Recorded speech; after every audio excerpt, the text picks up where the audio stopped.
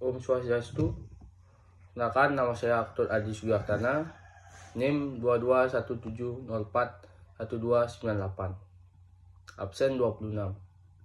Dalam karya tulis ilmiah terdapat dua jenis artikel, yaitu artikel hasil penelitian dan artikel kajian pustaka.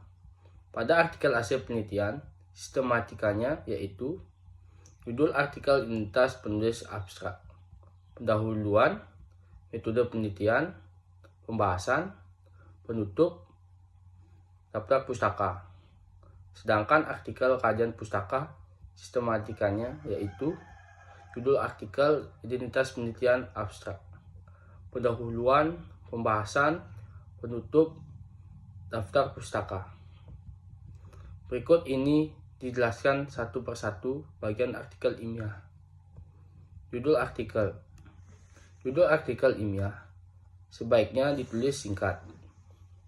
Jumlah kata dalam judul sebaiknya tidak melebihi 15 kata dan ditulis sesuai dengan ejaan yang resmi berlaku EYD. Identitas penulis. Nama penulis ditulis secara lengkap. Apabila nama penulis cukup panjang, maka sebaiknya nama belakang penulis tidak disingkat. Nama yang disingkat adalah nama depan atau nama tengah. Selain nama penulis, dicantumkan pula instansi tempat penulis bernaung dan alamat email penulis. 3. Abstrak. Abstrak merupakan istilah yang cukup asing bagi mahasiswa. Abstrak merupakan deskripsi singkat yang memuat informasi mengenai isi artikel ilmiah secara singkat, panjang. Abstrak umumnya hanya satu paragraf saja atau antara 150 sampai 200 kata. Namun harus menjelaskan garis besar laporan penelitian. Setelah abstrak, diberikan kata-kata kunci atau keyword. Kita tidak perlu menuliskan latar belakang masalah dalam abstrak. Abstrak ditulis satu spasi. 4. Pendahuluan. Bagian ini menjelaskan hal-hal yang mendasari atau latar belakangi munculnya masalah atau ketertarikan kita pada masalah yang akan dibahas. Pada bagian ini dijelaskan sebagai argumentasi yang menguatkan bahwa masalah tersebut memang layak untuk dikaji. Selain itu, pada bagian ini juga dijelaskan apakah masalah tersebut penting untuk dikaji, apa benarnya masalah yang akan dikaji, apa yang menjadi dasar bahwa fenomena sosial tersebut dianggap sebagai sebuah permasalahan. Untuk memperkuat argumentasi, dapat ditampilkan dasar teori atau data yang memperkuat argumentasi tersebut, sehingga membaca menjadi yakin dan tertarik atau berminat untuk membaca hasil penelitian kita. Ini berarti dalam pendahuluan juga terdapat kajian teori yang digunakan dalam penelitian.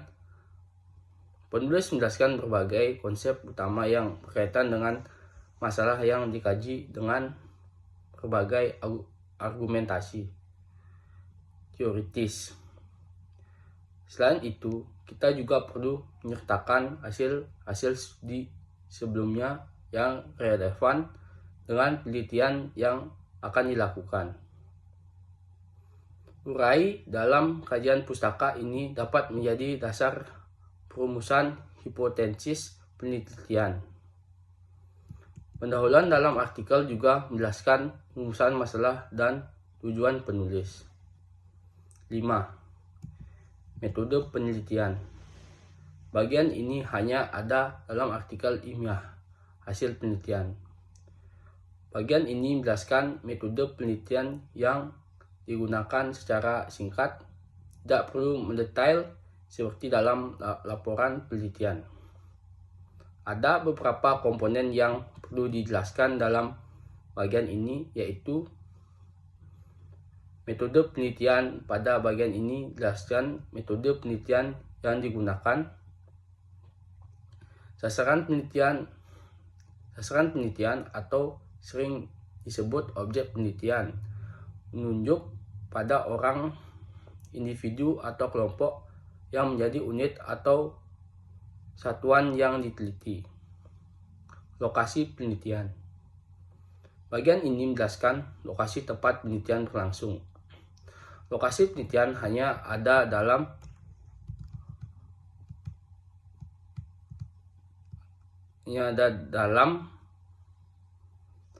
laporan menggunakan sekunder, tidak perlu menjelaskan lokasi penelitian karena bukan penelitian lapangan. Teknik sampling. Teknik sampling merupakan metode atau cara dalam menentukan atau pengambilan sampel. Hipotesis bila ada. Hipotesis dapat dinyatakan secara tertulis menggunakan kalimat atau dengan menggambarkan hubungan geometris antar variabel. Metode pengumpulan data. Pada bagian ini, penelitian menjelaskan bagaimana penelitian mengumpulkan data yang diperlukan untuk menjawab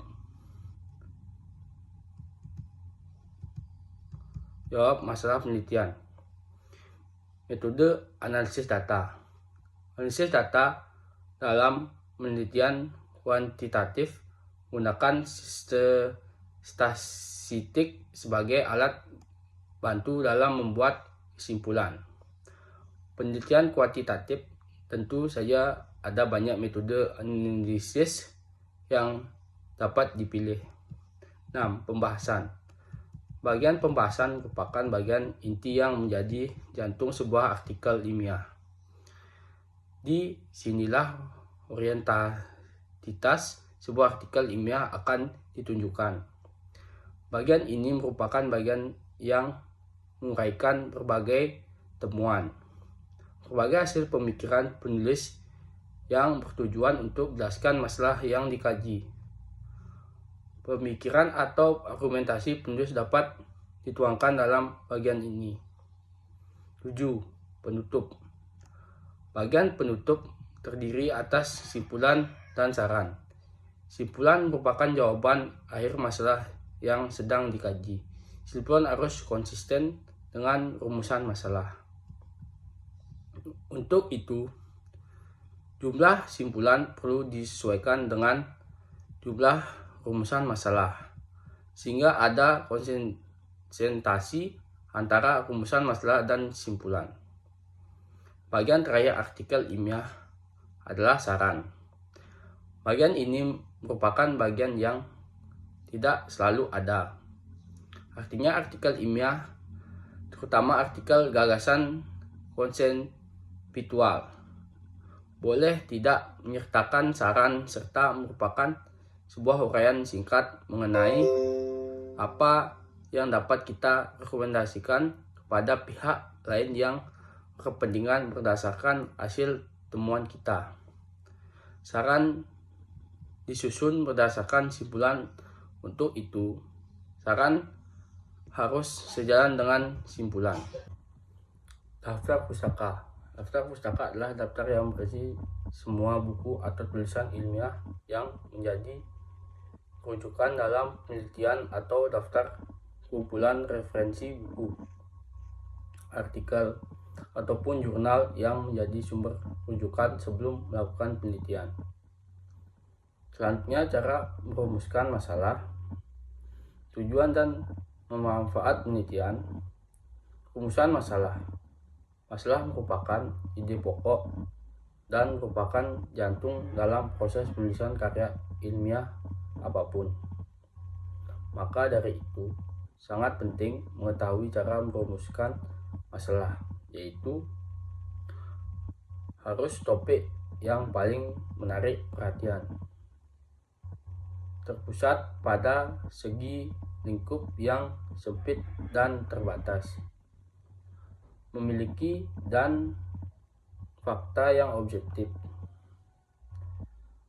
Harus diketahui prinsip-prinsip ilmiahnya, meskipun serba sedikit. Harus memiliki sumber acuan atau bahan kepustakaan yang dijadikan referensi.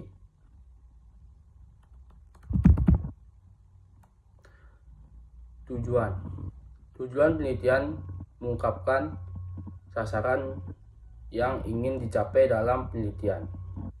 Isi dan rumusan tujuan penelitian mengacu pada isi dan rumusan masalah pada penelitian. Perbedaannya terletak pada cara merumuskannya. Masalah penelitian dirumuskan dengan menggunakan kalimat tanya, sedangkan tujuan penelitian dinyatakan dalam bentuk pernyataan. Manfaat penelitian memuat kontribusi yang diharapkan dari hasil penelitian itu sendiri. Perumusan manfaat penelitian akan memperkuat dan meningkatkan kelayakan sebuah pokok persoalan atau masalah untuk dikaji berdasarkan langkah-langkah akademis. Cara merumuskan manfaat penelitian yaitu dengan melihat hasil penelitian yang akan didapatkan jika penelitian tersebut dilaksanakan.